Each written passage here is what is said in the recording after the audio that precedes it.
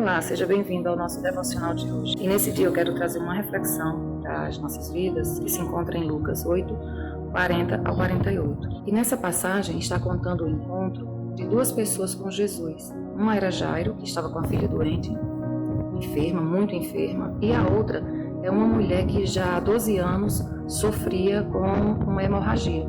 Nessa passagem, podemos ver dois exemplos de busca por uma solução, dois casos distintos, porém com alguns pontos em comum que eu quero colocar aqui para você. O primeiro, um chefe da sinagoga na cidade de Cafarnaum, chamado Jairo, que tinha uma filha de 12 anos, que, como nos diz o texto, estava à morte. O segundo, uma mulher que sofria de uma hemorragia há 12 anos. Jairo passou 12 anos cantando pela vida da sua filha, a mulher chorando por uma doença que não havia cura. Enquanto Jairo estava comemorando cada ano que sua filha crescia, cada aniversário, aquela mulher chorava cada mudança do seu corpo. Ela já havia gastado de tudo quanto tinha com os médicos. Então, a história nos conta que nesse tempo Jesus estava na aldeia, de aldeia em aldeia, e havendo saído da aldeia dos Gadarenos, retornou a Cafarnaum. O versículo 40 vai dizer: quando Jesus voltou, a multidão o recebeu, pois todos o estavam esperando. E aqui eu quero fazer uma reflexão. A multidão o esperava. Eu fico imaginando a ansiedade e a sede que o povo estava no aguardo do Senhor, do Mestre, daquele que pode dar todas as coisas, que tinha o dom da vida. E Jairo e a mulher também o aguardavam. E é interessante porque a gente vai encontrar mais pontos de semelhança com essas duas histórias, Jairo e aquela mulher com Jesus. No versículo 41b, a Bíblia vai dizer que Jairo se prostrou aos pés de Jesus. E no 47 vai também falar que a mulher prostrando-se ante ele. E aqui há um ensinamento maravilhoso. Costumamos nos prostrar diante dos problemas ao invés de nos prostrarmos e adorar aquele que pode todas as coisas. Exaltamos mais as dificuldades enfrentadas ao invés de olhar para uma solução.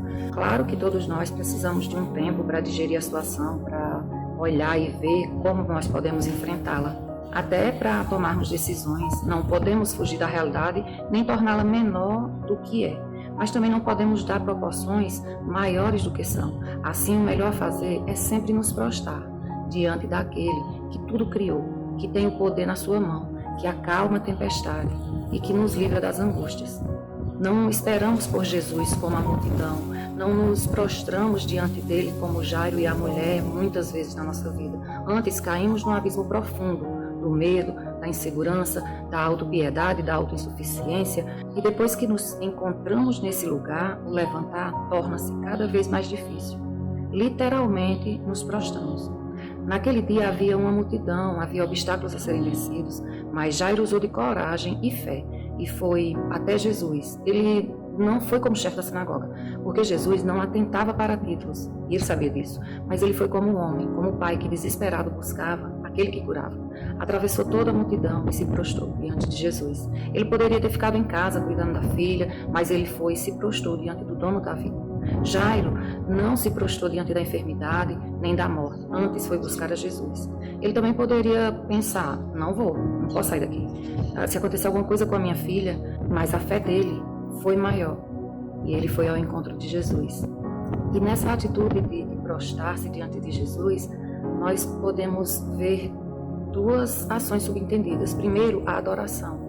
E segundo, a humilhação. Jairo sabia e cria que estava diante do homem que merecia antes de tudo a adoração e que ele era o mestre. E Jairo, por sua vez, apenas um homem, como qualquer outro ali no meio daquela multidão e naquele momento.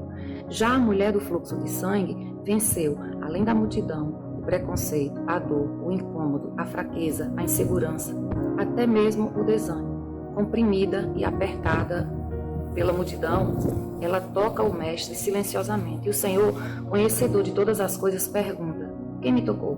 Ele já sabia. Bastaria que ele se virasse para ela e perguntasse diretamente a ela: por que você me tocou? No entanto, como conhecedor do mais íntimo do ser, ele também sabia a condição que se encontrava aquela mulher. Ele, de origem judia, sabia que não poderia ser tocado por alguém naquela condição, mas Jesus sempre quebrou regras. E a mulher do fluxo de sangue provavelmente sabia da tradição dos judeus. A Bíblia não vai nos relatar qual a origem daquela mulher. Sendo ela de Cafarnaum, ela poderia ser tanto judia quanto romana. E Jesus não pergunta por perguntar, ele foi além do questionamento. não era um simples tocar. Creio que algumas pessoas, ao vê-lo passar, tocavam também nas suas vestes e eram curados, com certeza. Mas aquela mulher era diferente. Quem me tocou? Jesus entrou no profundo e no escondido que havia no coração dela. Ela não queria se revelar, pois se assim o quisesse, teria chamado sua atenção. Não, ela queria somente a cura.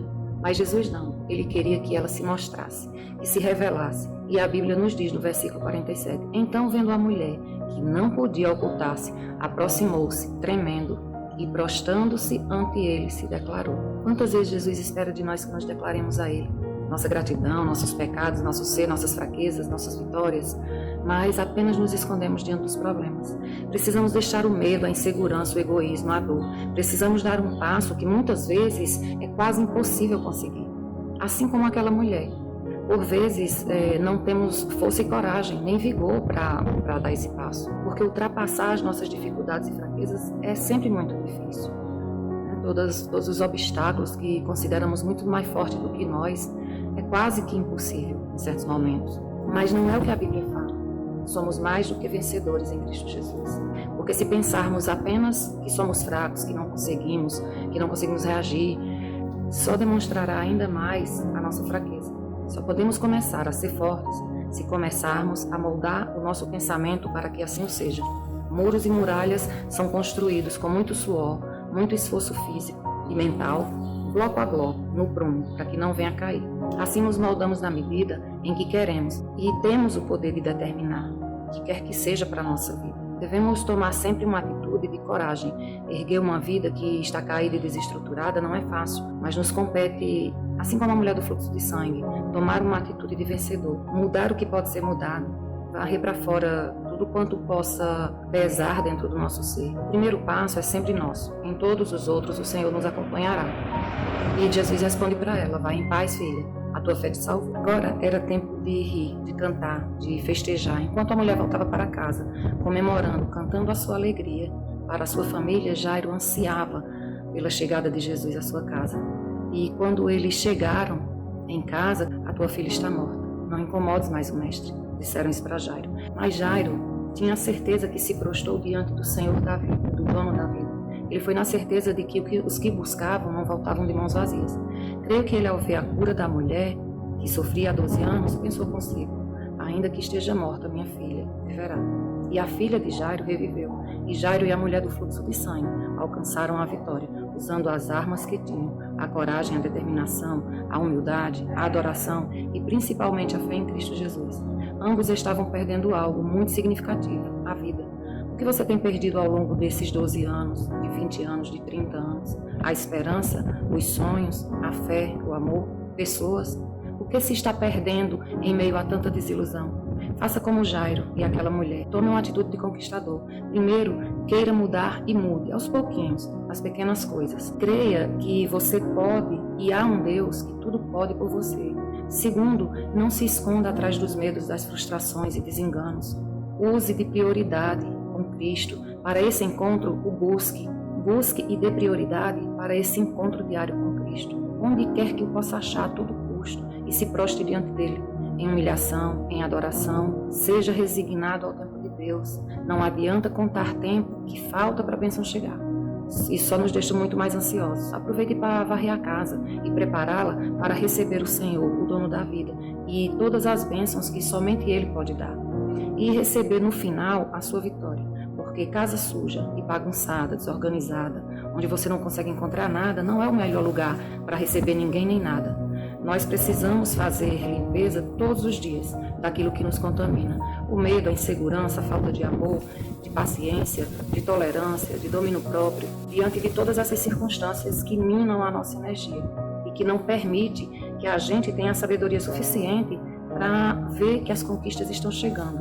E que você tenha sempre em mente, a maior conquista que nós podemos ter diariamente é esse encontro de adoração com Jesus. É esse encontro da busca pela busca por Ele, pelo amor à presença dEle. E no mais, todas as coisas vos serão acrescentadas.